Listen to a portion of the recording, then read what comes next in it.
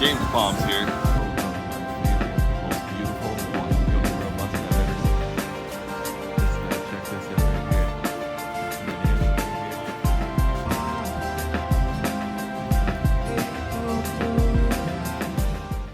What's up guys, James Palms here.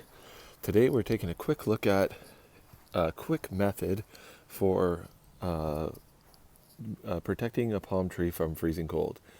Now, I got the question, and now I'm not getting freezing cold here. I'm supposed to get, tonight I'm supposed to go down to about -2 is what they're saying. I doubt that, but yeah, because it is May 8th today. I highly doubt it, but it's could be close to that. It might go. It'll get frost tonight, but this tree has seen a lot more than that. This palm has seen -3 when it was in a pot. So, yeah, that's a cakewalk for this.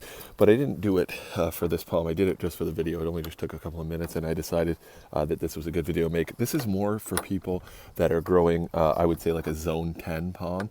Like, let's say if you have a Christmas palm, it's a perfect candidate for it because, like an Etonidia amarylli Christmas palm, perfect palm because super small. They keep a small structure, and if you're in a borderline, you're in a zone 9, a 9B. I mean, a Christmas is pretty much a solid 10 palm, 10A palm.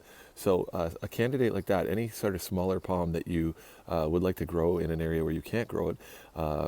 But most of the time you're good. You're in, maybe even in northern Florida, southern, like even South Carolina on the coast. There's lots of places. Even there's lots of places in Georgia and stuff. You could try some more tropical palms, and with this method here, you might be able to get away with them. So when you get a cold snap in the winter, I mean, this is for anyone that wants to do it, but I'm more thinking of tropical palms in a marginal climate like. Where you're only getting a quick cold snap, not for somewhere where you're going to stay consistently really, really cold and kill the plant. This is not, I wouldn't say this is a long term. This is a quick and dirty. All it is you just take a tarp and like you need a tarp, an extension cord, and old school LED or non-LED, incandescent Christmas lights. And I use C9s. Any ones will work. The mini ones will work. Whatever. This is a Mexican fan palm. It can take a lot of cold. It's not. This is not a concern for it. But what you do is you wrap the Christmas lights. I'm going to try to peek it in here. I should be able to get this in here to show you. So I should have left more of a hole. Hang on one second here. Where am I going to get? I got a good spot somewhere here. Let's see. Maybe right here. I don't have a good spot here. Sorry about this. One second. Oh, here we go.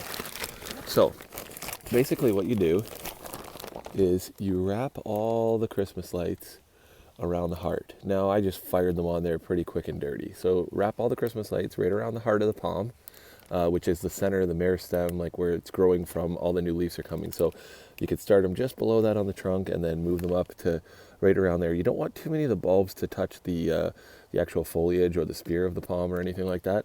But if you get them in there, just make sure you get them on around the area, and they'll produce a bit of heat. So what happens is when you're reaching in here, these are fairly cool to the touch. I mean, you can touch these, so they're not going to hurt the plant, but I don't know what ones you're using.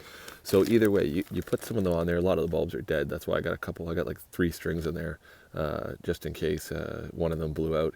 Because one of them, when I was putting them on, one did blow out. You can see they're all dead in there. So that's why I had another one on. I was too lazy to take the other one off, because you can get pricked by the thorns and stuff. But nevertheless, so basically, this is all you do. Wrap these around with Christmas lights, and then I bungee corded a couple bungee cords, one around the trunk and one around the sides, and then I had this aluminum foil tape.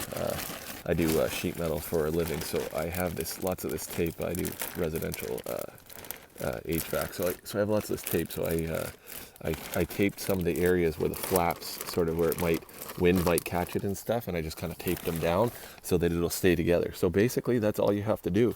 I mean, you basically just you don't even need the tape really if you have enough. Bungee cords or whatever, or if you have some good rocks or whatever you want to do, or if you have, depending on how big the palm is. But, and don't worry about if you don't, like if it's a tropical palm and you can't cover the whole gray or the wood part of the trunk or the roots or anything, because it's just a quick cold snap, that doesn't matter. It's not going to hurt the palm if it gets cold down there. I mean, if it's a super tropical plant, but typically the ground is going to keep enough warmth on even a quick cold shot, even 24 hours, 34 hours. The ground's going to keep putting off enough heat that you shouldn't have to worry about anything like that. So it'll just be the actual plant. You're just trying to save the leaves, mostly just the foliage, and or especially the heart. So let's say you got down to, I don't know, 20 degrees and you had a Christmas palm. Even if you had burn all around here, all the areas that were touching the tarp, if those leaves got very cold and they burned and they died off, you would actually save the plant. I would almost guarantee you that you'll save the plant. So you could have still the center would keep growing, and you'll have new leaves, and you won't have to buy a new palm. But this is not necessarily helpful for a plant that's, a massive palm that the fronds are 25, 30 foot canopy or whatever. Like, you're not going to do this with like a Canary Island date palm or something like that. And even most palms as they get bigger, foxtail, whatever. That's why I say like a good smaller palm that you can't really grow there. There's lots that would fit in this criteria. So anyways, that's what I would do. And yeah, if I lived in a marginal climate, I mean, I don't live somewhere where you can even grow palm trees. But if I lived somewhere where you could, now granted I do grow them, but they obviously need winter protection. So they need like big styrofoam boxes and things for the whole winter. Yeah, I don't need this tonight. As you can see, I have my windmill palms out. I mean, yes, these are more cold hardy. Sorry about that noise. My neighbor's doing something. These are definitely more cold hardy. And these is a cakewalk. But yeah, they don't need any protection. Neither does this.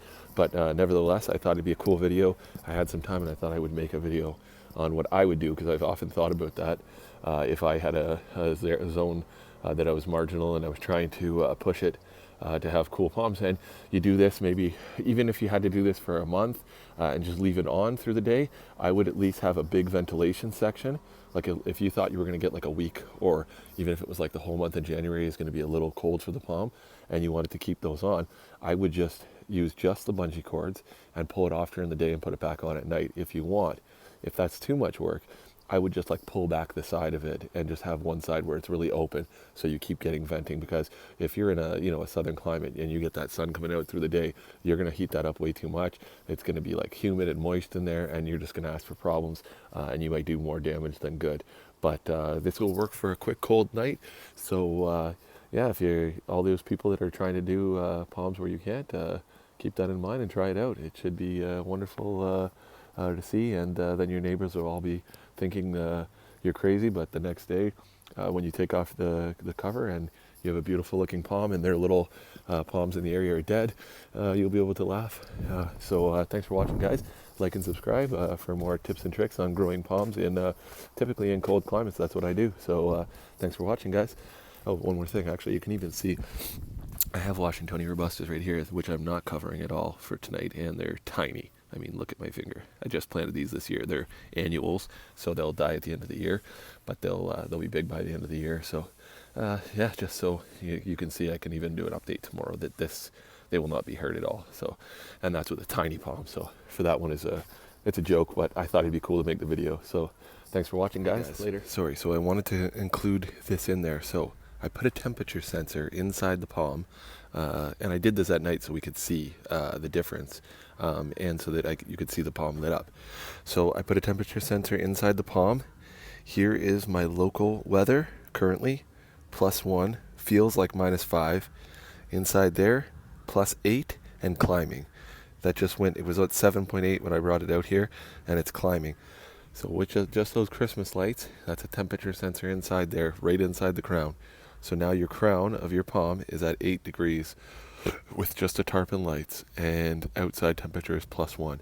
So if this was a palm that this would hurt, right around 30 degrees, right there, there's your proof. Thanks for watching. You can see it. That's 23 or 22 inside. You can see it's dropping some outside, and 8.1, and it's going up Celsius. So try this method. It should work great. And yeah, sorry, I just added this in. Thanks for watching.